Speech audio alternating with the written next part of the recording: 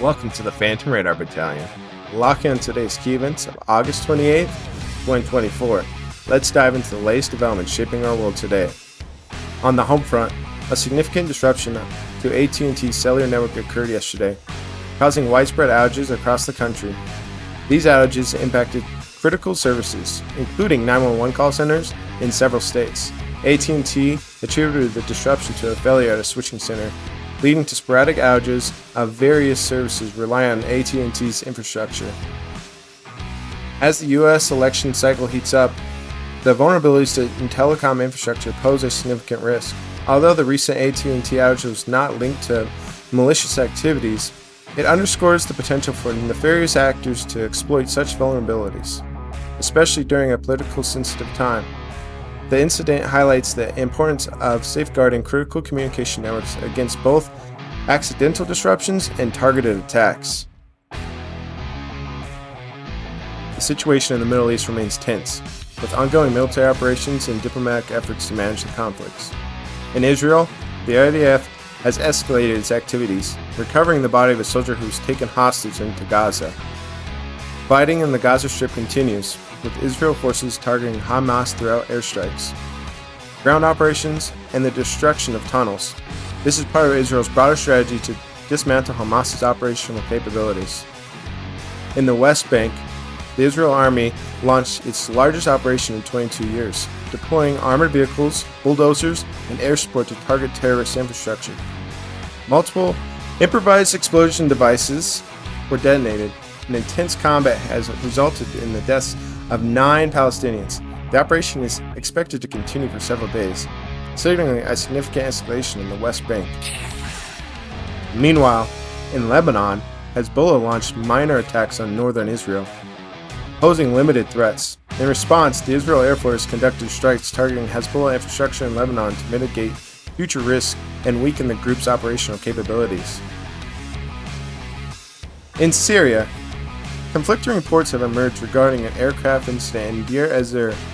While details remain unclear, videos suggest that either a warplane or a drone might have been downed.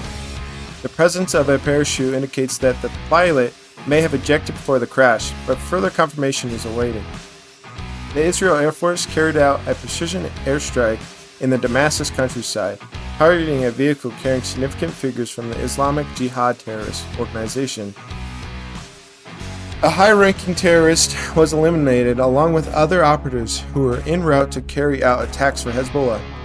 This operation underscores Israel's ongoing efforts to disrupt terrorist activities emerging from Syria and Lebanon. In the Red Sea region, a breakthrough has been announced regarding the Houthi attack on the Sunan supertanker.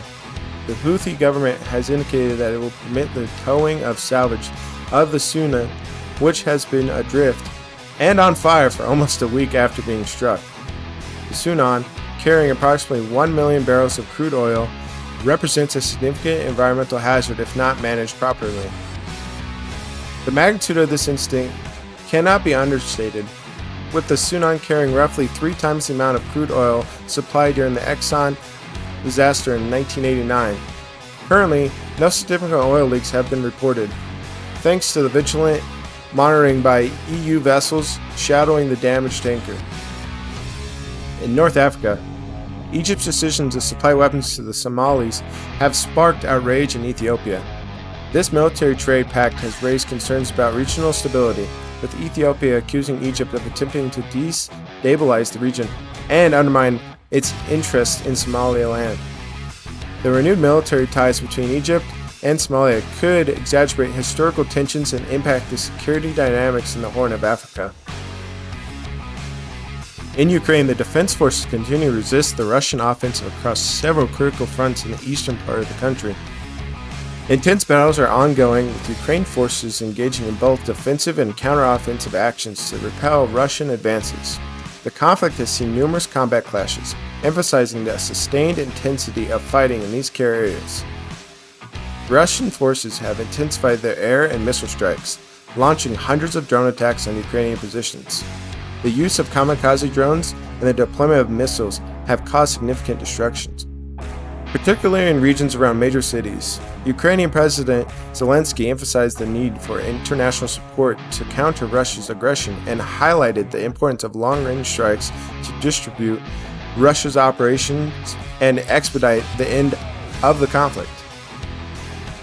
That's all for today's briefing. From the Middle East's ongoing conflicts and the diplomatic efforts to the resilience of the Ukrainian forces against Russian aggression, the world is witnessing significant geopolitical shifts. Stay tuned, stay informed, and don't forget to like, share, and subscribe for more updates.